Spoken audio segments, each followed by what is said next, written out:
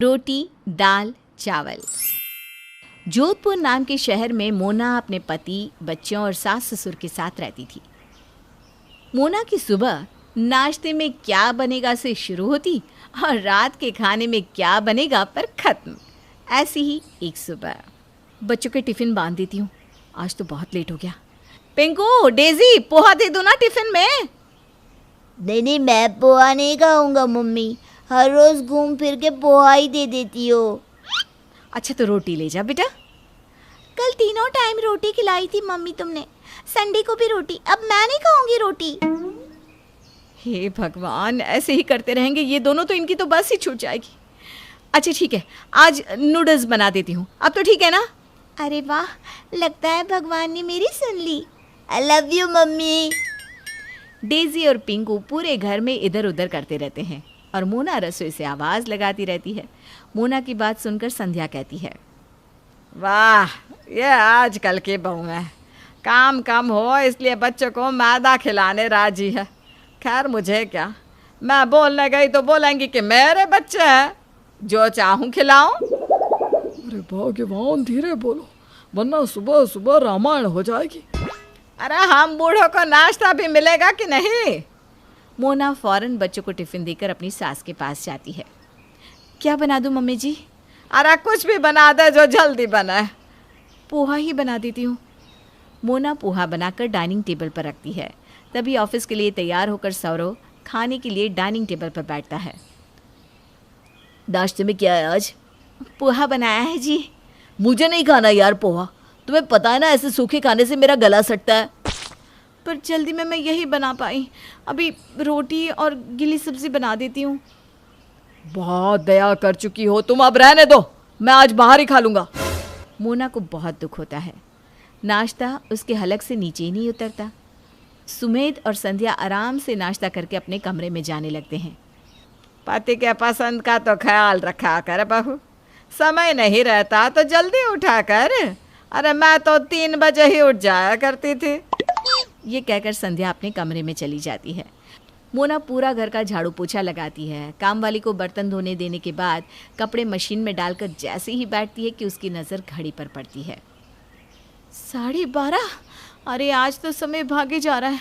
दोपहर के खाने की तैयारी कर देती हूँ वरना फिर दिक्कत हो जाएगी। मोना अपने ससुर के पास जाकर उनसे पूछती है, पापा जी दोपहर के खाने में क्या बना दूँ? जो तेरी सास को ठीक लगे वही बना दे बहू। मोना अपनी सास के पास जाकर उनसे पूछती है, मम्मी जी दोपहर में क्या बना दूँ? तू तो ऐसा बात कर रही है जैसा तुझे पता ही नहीं इस घर में कौन क्या खाता है। अरे बना ले अपने हिसाब से, शादी के 15 साल के बाद भी मुझसे पूछने आती है। ठीक है मम्मी जी, फिर तो मैं दाल चावल बना लेती हूँ। दाल चावल? तो साथ में भिंडी ही बनाना, बाकी सब्जियां तो भाई इतनी महंगी हुई पड़ी हैं। तो दाल में टमाटर का छौंक नहीं लगाऊं क्या मम्मी जी? ना ना बिल्कुल नहीं। बेचारी मोना खाना बनाकर अपने सास ससुर को खाने पर बुलाती है। ये क्या बहू, भिंडी और ये दाल में टमाटर क्यों नहीं डाला, और रोटी कहाँ है? आप ही ने तो बोला था पापा जी कि जो मम्मी जी बोले बना लूं। तो सब्जी पूछने को बोला था बहू, तू नहीं जानती कि रोटी के बिना मुझे संतुष्टि नहीं होती? वो कल तीनों टाइम आपके लिए रोटी ही बनाई थी पापा जी, वही रोटी बची हुई है, कोई खाना ही नहीं चाहता तो आज इसलिए नहीं बनाई। कल की रोटी पड़ी है वही ला दूं क्या पापा जी?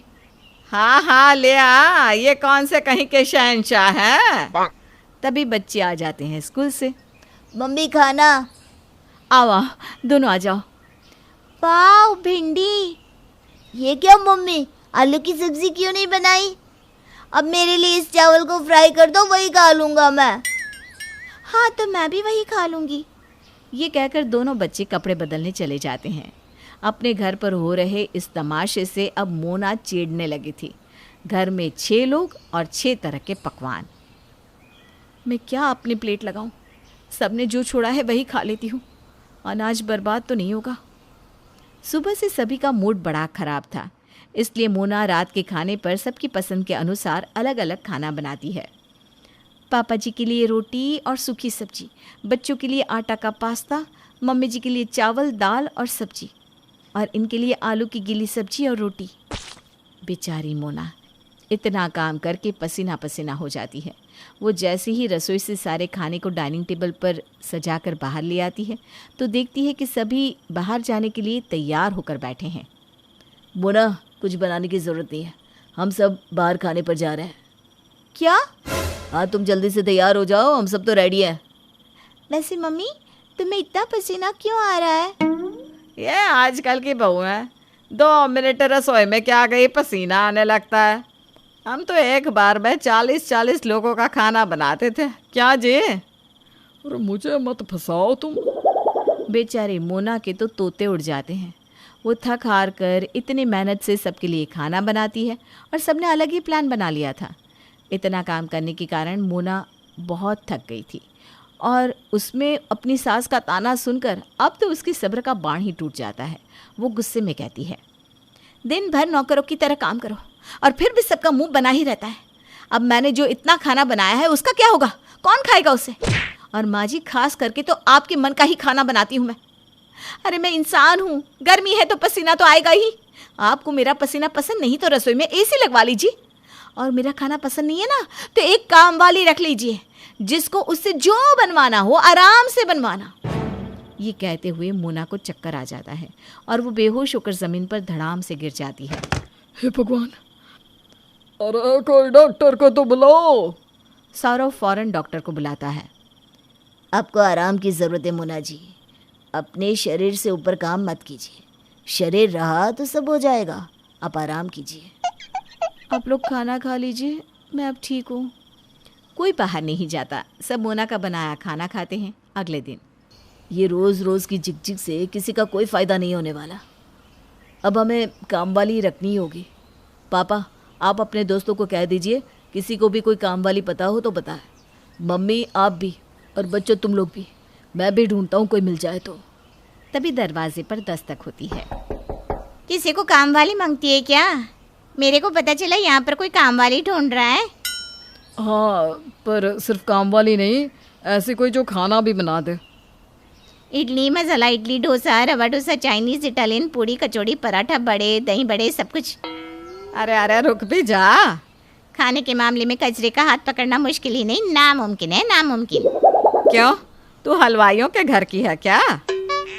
माई, खुद ही हलवाई हूँ मैं, पहले ढाबे पे जो काम करती थी। तो फिर ठीक है, आज से ही काम पर आ जाओ, बाकी मम्मी तुमसे बात कर लेगी। मम्मी, निकलता हूँ मैं। मोना के ससुराल के रोटी दाल चावल के मसले को हल करने के लिए अब आ गई थी कजरी। पर अब मसला हल होगा या उलझ जाएगा, वो तो वक्त ही बताएगा।